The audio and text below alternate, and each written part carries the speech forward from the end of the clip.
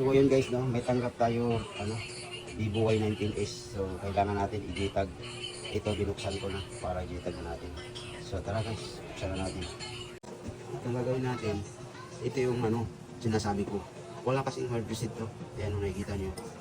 Yan lang makikita nyo. Mamaya, papakita ko sa inyo. Makikita nyo magiging dalawa na yan. So ito na yung sinasabi ko sa inyo. Hindi pa nyo na hard reset. Meron na siya. So hard reset na natin.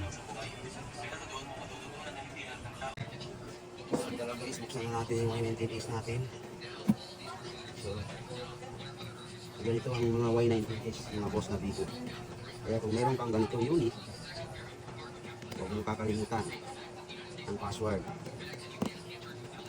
Kasi mahal ang patanggal ng password nito. Dito sa amin, ang J-tag namin, bigyan kita ng price. 1-2 po.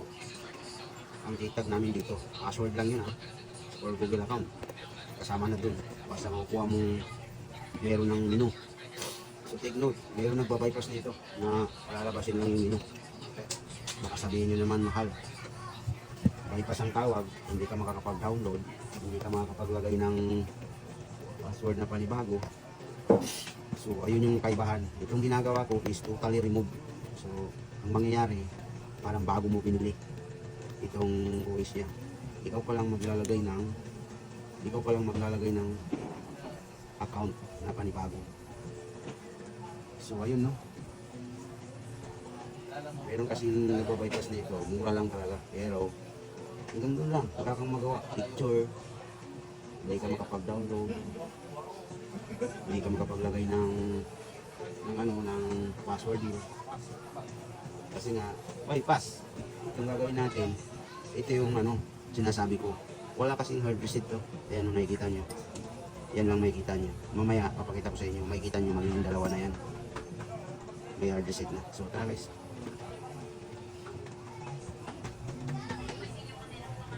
Tayo na natin.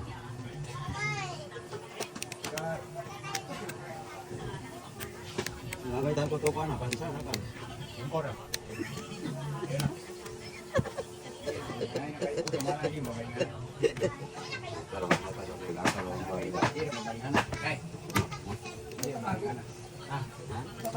May kalaban eh.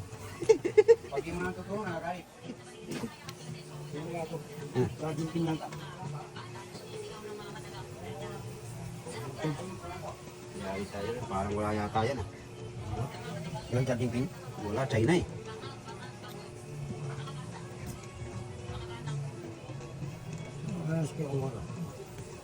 Wala to. Wala, China. Okay. Walang mabili niyan. China kasi. Yung mga lang, mga may brand lang ang meron. Pwede yan, ang problema natin, convert na pero matagal gawin. Kasi nga, yung mga line dyan. Hindi mo kumala. Pwede mong balikan. Tawagan na kita. May namin ka naman. Pero kunin mo ulit kung wala. Hindi, isa lang yan. Sige. Sige. Okay. Sa inyo ito tayo.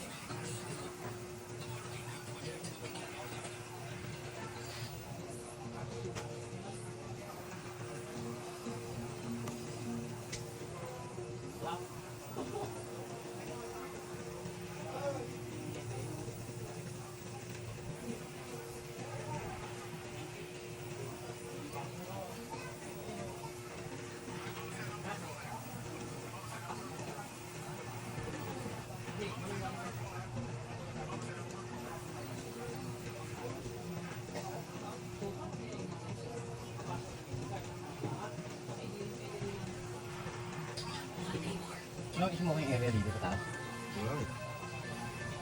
Bawal smoking area dito eh.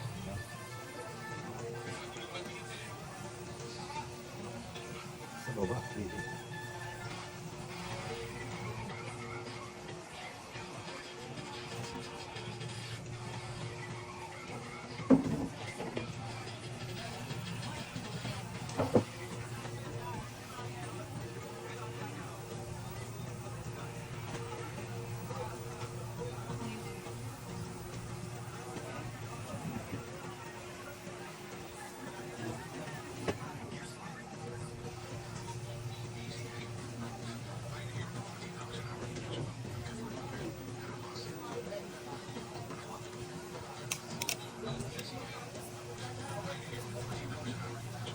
ang motherboard yan?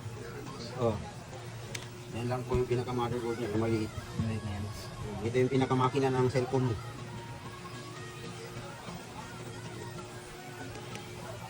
Maliit lang. Nagpapagana dyan na IC, 3 lang. No? Pero marami siyang backup. Marami siyang backup ng mga maliliit.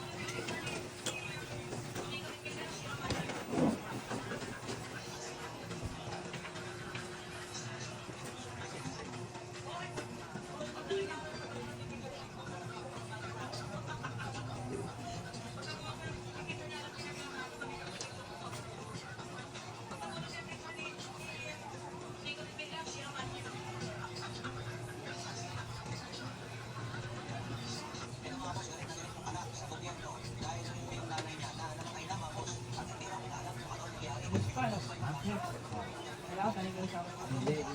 Kasi ito ako. Bilak din.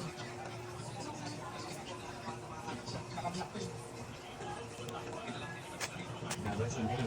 Ha? Gagawin sa nila. Bakit? So yun guys, binasa na. So backup muna natin kasi kailangan natin i-backup baka sakaling magka-aberya.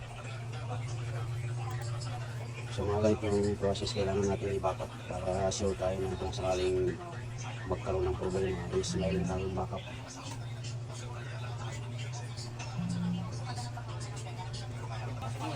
Backup tayo para sure ng aberya. Walang sisiyan sa ulit.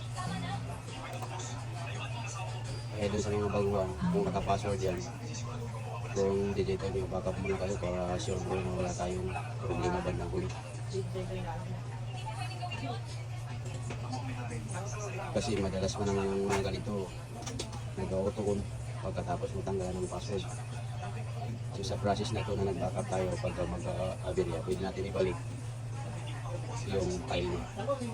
So sa mga baguhan na digital, lagi nyo tandaan na backup para sure mo kayo pagdating sa flashing, mga ganun backup kayo kasi minsan dead ang abutin nyo. So yun, na-backup na natin.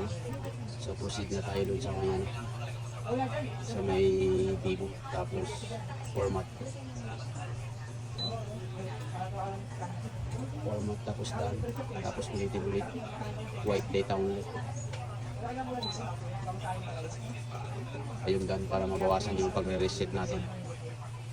White mo lahat yan tapos factory reset na. So factory reset na tayo guys. Ito yung factory reset na pag sa UEFI medyo matagal. So hintay natin. Balikan ko kayo.